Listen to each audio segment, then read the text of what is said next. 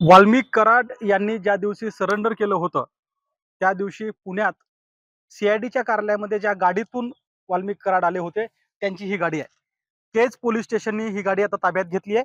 शिवलिंग मोराळे यांची ही गाडी आहे आणि आपण बघितलं की शिवलिंग मोराळे त्या दिवशी आपल्याला सी-आय-डी कार्यालयाच्या परिसरात पाहायला मिळाले होते. त्यानंतर सुद्धा त्यांनी या संदर्भातली भूमिका सांगितलेली आहे की वाल्मिक कराड यांनी त्यांना लिफ्टसाठी हात केला वगैरे बरेच स्टोरी त्यांनी सांगितल्या. मात्र पोलीस संतोष देशमुख यांच्या हत्या प्रकरणानंतर आणि इतर जे काही त्याला 2 प्रकरणं लागून आहेत त्यातल्या प्रत्येक आरोपीची कसून चौकशी करतायत.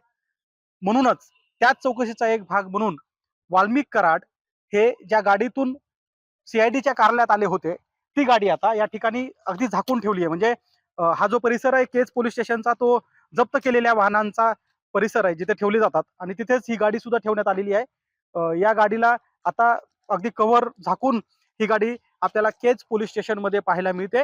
एक मात्र खरं आहे की केवळ संतोष देशमुख हत्या प्रकरणातील आरोपीच नाहीत, तर त्या आणि इतर 2 प्रकरणातले जे आरोपी आहेत त्यांना ज्यांनी सहकार्य केलं त्या सगळ्यांची चौकशी पोलिसांकडून केली जाते. गोविंद शेळके, एबीपी माझा, केज. एबीपी माझा, उघडा डोळे बघा नीट.